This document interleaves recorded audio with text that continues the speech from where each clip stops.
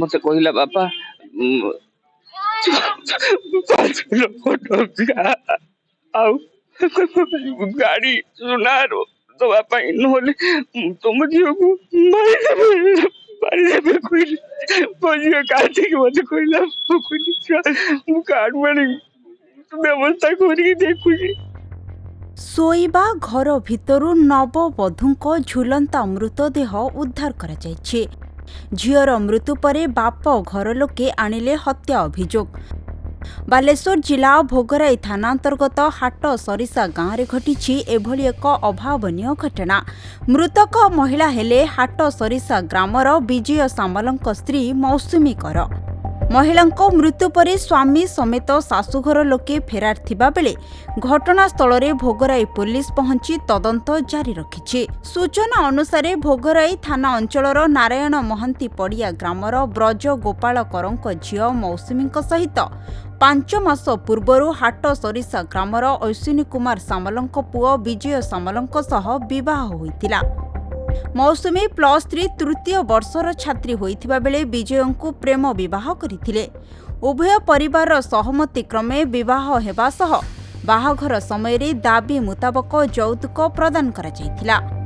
ମାତ୍ର ମୌସୁମୀଙ୍କ ଶାଶୁଘର ଲୋକେ ବାହାଘର ପରଠାରୁ ଅଧିକ ଯୌତୁକ ଦାବି କରି ମୌସୁମୀଙ୍କୁ ଶାରୀରିକ ଓ ମାନସିକ ନିର୍ଯାତନା ଦେଇ ଆସୁଥିଲେ। ଏନେଇ ମୌସୁମୀ ବିଭିନ୍ନ ସମୟରେ ବାପଘର ଲୋକଙ୍କୁ ଜଣାଇଥିଲେ। ଗୁରୁବାର କୌଣସି କଥାକୁ ନେଇ ଶାଶୁ ଘର ଲୋକଙ୍କ ସହ ମୌସୁମୀଙ୍କ ଝଗଡ଼ା ହେବା ପରେ ଅପରାହ୍ନରେ ଶୋଇବା ଘର ଭିତରୁ ମୌସୁମୀଙ୍କ ଝୁଲନ୍ତା ମୃତଦେହ ଉଦ୍ଧାର କରାଯାଇଥିଲା। ପରିବାର ଲୋକେ ତାଙ୍କୁ ଉଦ୍ଧାର କରି ଜଳେଶ୍ୱରପୁର ଗୋଷ୍ଠୀ ସ୍ୱାସ୍ଥ୍ୟ କେନ୍ଦ୍ରକୁ ନେଇଥିଲେ। ମାତ୍ର ସେଠାରେ ଡାକ୍ତର ମୌସୁମୀଙ୍କୁ ମୃତ ବୋଲି ଘୋଷଣା କରିଥିଲେ। ମୌସୁମୀଙ୍କ ମୃତ୍ୟୁ ପରେ ଶାଶୁଘର ଲୋକେ ଘରେ ତାଲା ପକାଇ ଫେରାର ହୋଇଥିବା ବେଳେ ଅଭିଯୋଗକୁ ଭିତ୍ତି କରି ପୁଲିସ ଘଟଣାର ତଦନ୍ତ ଜାରି ରଖିଛି। କମ୍ପ୍ଲେନ ବ୍ରଜଗୋପାଳଙ୍କର ଅଭିଯୋଗ କରିଛନ୍ତି ଯେ ତାଙ୍କ ଝିଅ 5 ମାସ ପୂର୍ବରେ ଲଭ୍ ମ୍ୟାରେଜ କରିକି ବାହା ହେଇଥିଲା ଆମର ହାଟସରିଷା ଗାଁର ବିଜୟ ସାମଲକୁ। ଆଉ ସେ କହୁଛନ୍ତି ଯେ ବାହା ହେଇଥିଲା କିନ୍ତୁ ସେ କାଲି ଖବର ପାଇଲେ ଯେ ତାଙ୍କ ଝିଅ ଦୌଡ଼ି ଦେଇ ସୁଇସାଇଡ୍ କରିଛି। ସେ ଭାବୁଛନ୍ତି ଯେ ତାକୁ ମାରିଦେଇକି ସୁଇସାଇଡ୍ର ରୂପ ଦେଇଛନ୍ତି ବୋଲି ସେ ସେଭଳି ଗୋଟେ ଲେଖିକି ଦେଇଛନ୍ତି। ଆମର ଗୋଟେ କେସ୍ ରେଜିଷ୍ଟ୍ରି ହେଇଛି ଘୋରାଇ ଥାନା କେସ୍ ନମ୍ବର ଘୋରାଇ ଥାନା କେସ୍ ନମ୍ବର 267 ହେଇଛି। PM ପରେ ତାକୁ ଇନକ୍ୱାରି କଲେ ଜଣା ପଡ଼ିବ କ'ଣ। କାଲି ସନ୍ଧ୍ୟାବେଳକୁ କାଲି ଦିନ 4ଟା ମୋତେ ଫୋନ୍ ଆସିଲା କି ଭାଣିଜୀକୁ ନେଇଯାଇଛନ୍ତି, ତାକୁ ମାରି ଦେଇଛନ୍ତି। ଆମେ ଏଠି ଆସିକି ଦେଖିଲା ବେଳକୁ ଝିଅ ପଡ଼ିଛି ଆଉ ଘର ଲୋକ କେହି ନାହାନ୍ତି।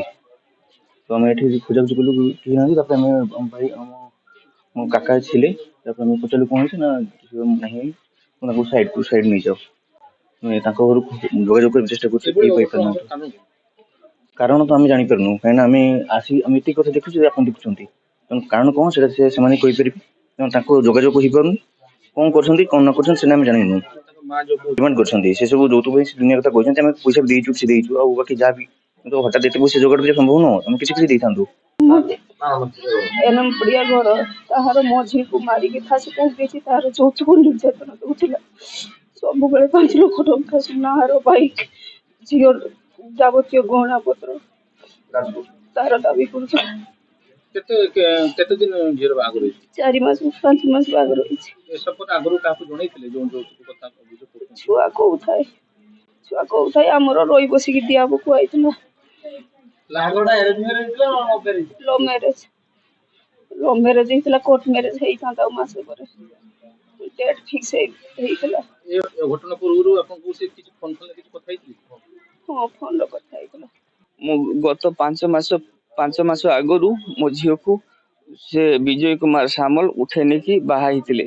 ଲଭ୍ ମ୍ୟାରେଜ କରିଥିଲେ।